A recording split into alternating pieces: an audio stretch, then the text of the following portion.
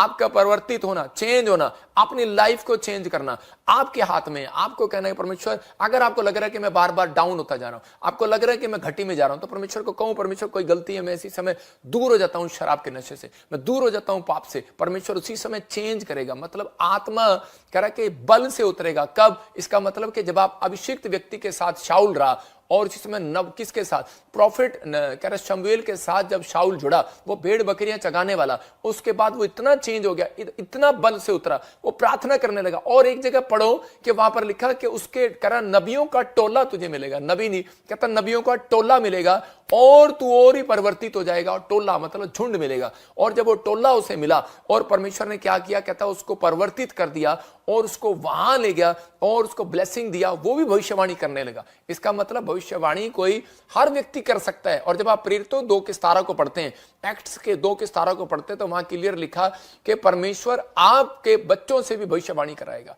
कहता कि अंत समय में जगह जगह पर, कहता है हर जगह पर, कहता कि बच्चा बच्चा भविष्यवाणी करेगा, जवान लोग भविष्यवाणी करेंगे, दर्शन देखेंगे। तो इसका मतलब परमेश्वर शमूएल के द्वारा कहता अभिषेक दे रहा था जुड़े रहने से। और उसी समय जब वो उसके साथ जुड़ा तो परमेश्वर ने आशीष दिया। हो सकता है आपके पास कुछ ना हो, बड़े कहता कि आपके पास कुछ भी ना हो, आप बड़ा बड़ा प्रचार सुनते हो, बड़ी बड़ी बातें करते हो, प्रार्थना भी कर रहे हो, लेकिन आज हो सकता है आपके पास कि बड़ी फास्टिंग आपने की हो, बड़े प्रेयर वॉरियर बन गए हो, आपके पास बड़े सब कुछ हो गया हो, लेकिन आपके अंदर आत्मा के 9 प्रकार के फल नहीं है।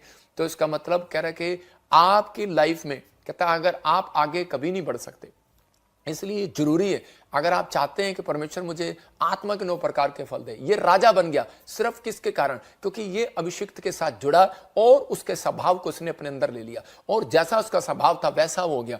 आत्मा के 9 प्रकार के फल कहूंगा उसके अंदर हो गए, विश्वास योग्य हो गया, संयम हो गया, धीरज हो गया, आत्मा के फल उसके अंदर आ गए, राजा बन गया। लेकिन थोड़े दिन के बाद ये उससे चेंज हो गया, हट गया, और उसके बाद क्या हुआ कि ये भिखारी बन गया। शाऊल जो है भिखारी के कपड़े पहनकर आ गया।